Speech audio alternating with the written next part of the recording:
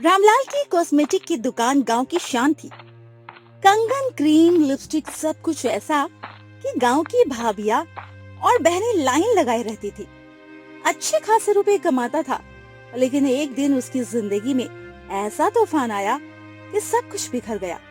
लेकिन खाटू श्याम बाबा की कृपा ने उसे ऐसा चमत्कार दिखाया कि गांव वाले भी हैरान रह गए। रामलाल अपने घर में।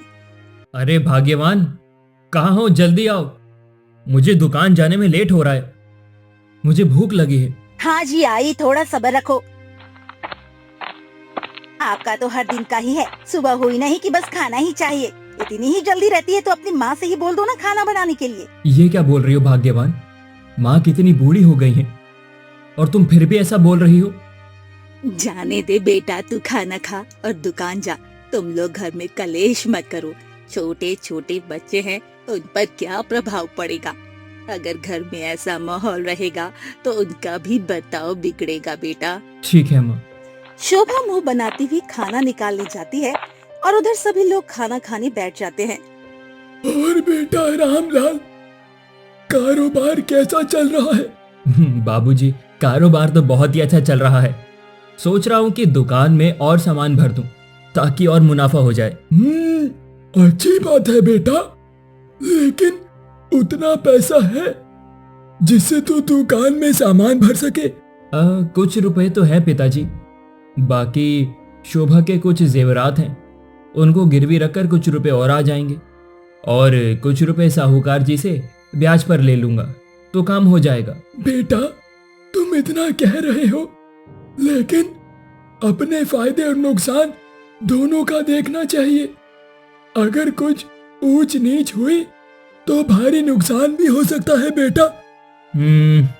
हाँ पिताजी, लेकिन मेरा कारोबार मुनाफे वाला ही है, इसमें नुकसान की कोई गुंजाइश ही नहीं है। अरे ठीक है बेटा। तभी शोभा बोलती है, आपकी बात तो ठीक है, लेकिन मैं अपने जेवर नहीं दूंगी। अपने माँ के जेवर रखो। मेरे माँ पिताजी ने जेवर गिरवी रखने के लिए नहीं दिए मुझे। ठीक है भाग्यवान, मैं कुछ और ही तरीका निकालूंगा। इतना बोलते ही रामलाल उदास मन से बाहर आ गया। तभी पीछे पीछे उसकी माँ आई। बेटा, तू बहू की बात का बुरा मत मान। मेरे पास कुछ जेवर हैं, उनको ही गिरवी रखकर अपना काम कर ले। माँ, मैं आपके इस प्यार का कर्जा कब चुकाऊंगा? माँ तो बस अपने बच्चों को खुश देखना चाहती है, उसे कुछ और नहीं चाहिए। रामलाल अपनी माँ से जेवर लेकर दुकान जाता है। दुकान खोलते ही ग्राहक आने लगते और मुनाफा भी होता है। रामलाल और सोच में पड़ गया। मुझे अब दुकान खोलने के लिए माल लाना ही होगा जिससे मुझे मुनाफा होगा। चलो चलो, अब मैं जल्दी से सामान बेचकर इन जेवर को गिरवी रखकर आऊंगा और साहूकार जी से भी मिलाऊंगा। कुछ देर बाद रामलाल दुकान बंद करके सुनार की दुकान पर जाता है। इन जेवरों को गिरवी रखकर अपनी दुकान में अच्छा अच्छा सामान लेकर आऊंगा जिससे अच्छा मुनाफा होगा और मैं लखपति बन जाऊंगा।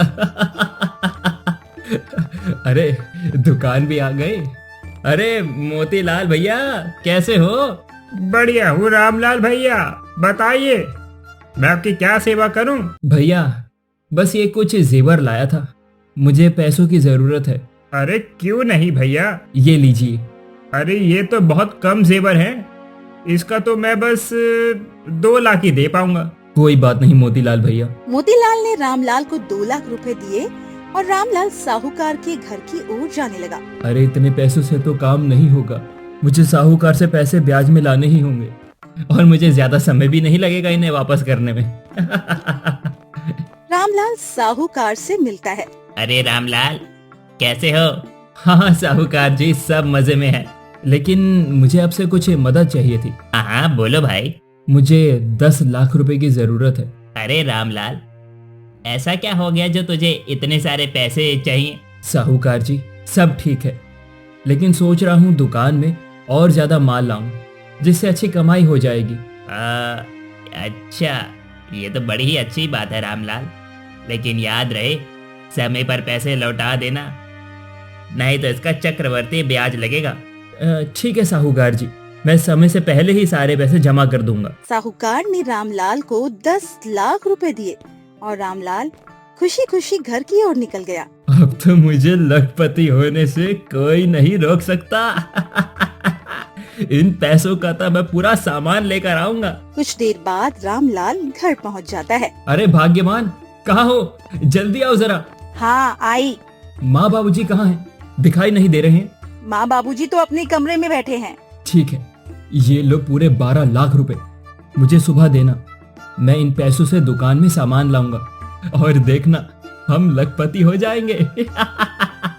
सभी लोग रात का खाना खाते हैं और अपने अपने कमरे में चले जाते हैं। सुनिए जी, आप तो हम कुछ दिन में अमीर बन जाएंगे, तो मेरे लिए अच्छी अच्छी साड़ियाँ और अच्छा सा नेकलेस लेकर देना, ठीक है? अरे ठीक है भाग्यवान, अब सो जाते हैं, सुबह जल्दी जाना भी है मैंने। सभी लोग सो जाते हैं। दूसरी सुबह। अरे भाग्यवान, जल्दी आओ, मुझे जाना है।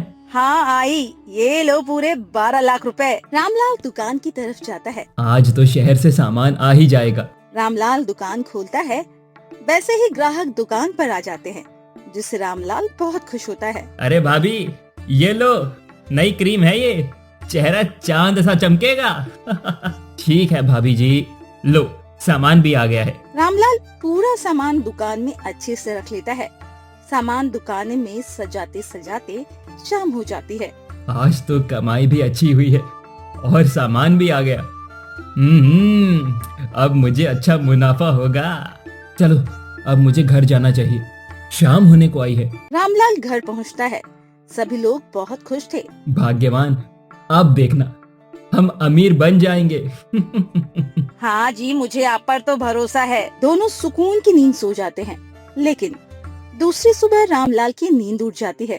पिताजी टीवी देख रहे थे। 12 बजे से अरे रामलाल, संपूर्ण कहाँ है? देश जल्दी आ, ये देखिए क्या है। संपूर्ण रामलाल लॉकडाउन होने दौड़ते जा हुए रहा है। आया। पिताजी, क्या हुआ? इतने घबराए हुए क्यों हैं आप? हिंदुस्तान को समाचार बचाने बता के लिए रहे हैं कि लॉकडाउन लगने वाला है, सबकी दुकानें बंद होने वाली है, कोई घरों से बाहर नहीं निकल पाएगा। लेकिन क्यों बाबूजी? कोई महामारी आई है बेटा। अचानक लॉकडाउन लग गया। दुकान बंद, ग्राहक गायब हो गए और साहूकार का ब्याज आसमान छूने लगा। रामलाल की तो नींद उड़ गई। अब क्या होगा मेरा बाबूजी? अब मैं साहूकार के पैसे कैसे दूंगा? अगर मैंने समय पर पैसे नहीं दिए तो ये घर मुझे बेचना पड़ेगा। इसीलिए बोला था बेटा कि हमेशा अपने फायदे नुकसान दोनों का सोचो। अब भुगतो। हाय रे भगवान, ये लॉकडाउन ने मेरी तो कमर ही तोड़ दी। कर्ज का ब्याज अब मुनाफे से 2 गुना हो गया है। अब क्या होगा? मैं अपना ये कर्ज कैसे उतारूंगा? ये बात साहूकार को पता चलती है। साहूकार दौड़ते हुए रामलाल के घर आता है। रामलाल, मेरा पैसा कब देगा? ब्याज चढ़ रहा है, अगर नहीं चुकाया तो तेरी दुकान और मकान मैं अपने नाम कर लूंगा। साहूकार जी, थोड़ा वक्त दो, मैं सब कुछ चुका दूंगा। आप तो देख ही रहे हैं ना, ये लॉकडाउन लगा है, तब से 2 पैसे घर में नहीं आ रहे हैं। मैं कुछ नहीं जानता, मुझे मेरे पैसे चाहिए ब्याज के साथ। ठीक है साहूकार जी। लेकिन वक्त तो जैसे रामलाल का दुश्मन बन चुका था। दुकान बंद होने से घर में भी आग लग गई। रामलाल की बीवी शोभा और बच्चे उससे रोज झगड़ने लगे। सुनिए जी, तुमने ये क्या हाल कर लिया? ना खाने को पैसा, ना बच्चों की फीस। साहूकार रोज गाली देता है और तुम बैठे हो चुपचाप। अब हमारा क्या होगा? इतना सारा कर्ज लेकर हमारा जीवन नर्क बना दिया। उधर साहूकार हर दिन आता है। पापा, स्कूल वाले कहते हैं फीस नहीं दी तो बाहर निकाल देंगी। सहेलियां हंसती है मुझ पर। शोभा, मैं कोशिश कर रहा हूँ, थोड़ा सब्र करो। सब्र? अब और नहीं। मैं बच्चों को लेकर मायके जा रही हूँ। तुम अकेले देख लो अपना कर्ज और ये बूढ़े माँ बाप। मैं नहीं रह सकती। अगले दिन सुबह शोभा बच्चे को लेकर चली गई। रामलाल अकेला रह गया। सिर्फ उसके बूढ़े माँ बाप का सहारा था। देखो देखो, रातों रात लखपति बनने का नतीजा। अब इसके पास ना पैसे हैं, ना ही पत्नी है और बच्चे। मुझे लगता है ये पागल हो जाएगा। रामलाल की हालत देखकर गांव वाले पीछे नहीं रहे। रिश्तेदारों ने तो मजाक का मेला लगा दिया। अरे रामलाल तो डूब गया। साहूकार तो उसका मकान भी ले लेगा। सुना है रामलाल पागल होने वाला है।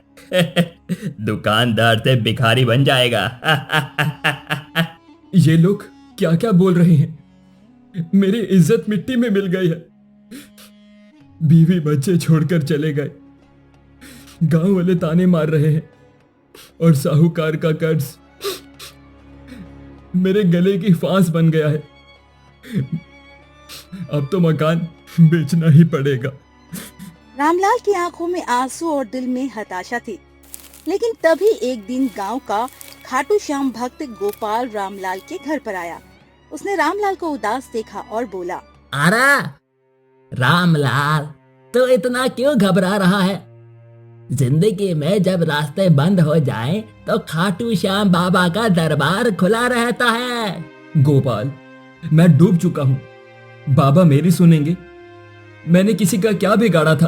अरे बाबा तो संकट मोचन है भाई। तू बस उनके मंदिर जा, अपनी मनोकामना लिख कर दे दे, फिर देख कैसे चमत्कार होता है। रामलाल को जैसे आखिरी उम्मीद की किरण दिखी। मुझ पर इतने लोगों का कर्ज हो गया है। मेरे बीवी बच्चे सब छोड़कर चले गए हैं। मुझे बाबा के दरबार जाना ही चाहिए। क्या पता डूबते को तिनके का सहारा मिल जाए। रामलाल ने तुरंत खाटू श्याम मंदिर जाने का फैसला किया।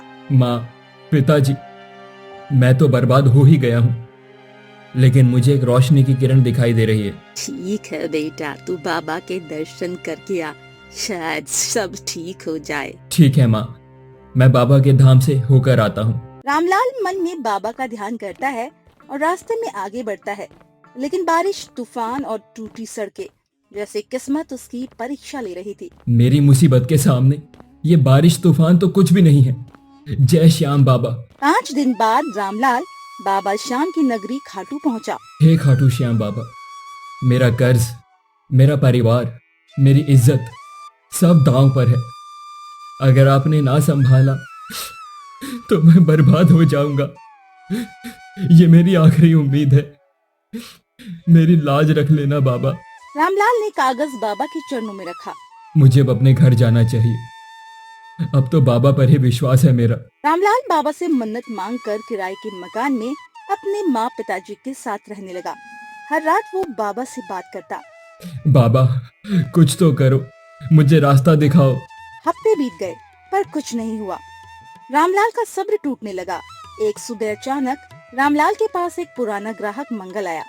सालों पहले रामलाल से ढेर सारा माल ले गया था और गायब हो गया था। रामलाल, मैंने तेरा पुराना बकाया नहीं चुकाया था। ये ले 25 लाख रुपए और एक नया ऑर्डर भी देता हूँ। अरे मंगल, तू कहाँ से आया?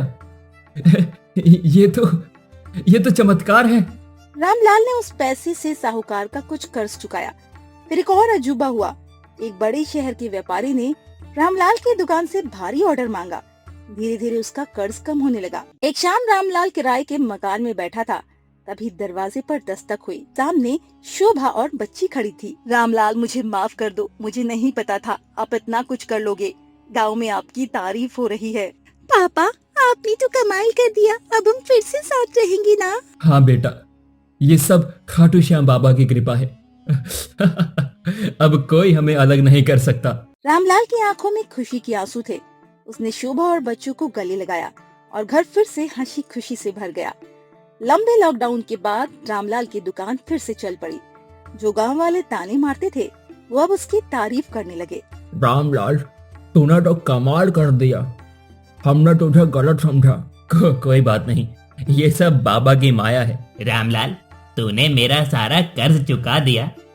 वाह वाह, ये तो चमत्कार है। कौन है तेरा मददगार? साहूकार जी मेरे मददगार हैं, खाटू श्याम बाबा। उनकी कृपा से मैं फिर से खड़ा हो गया हूँ। साहूकार भी बाबा का भक्त बन गया। रामलाल की जिंदगी अब एक मिसाल थी। उसने न सिर्फ अपना कर्ज चुकाया, बल्कि सबसे बड़ा कॉस्मेटिक स्टोर भी खोल लिया।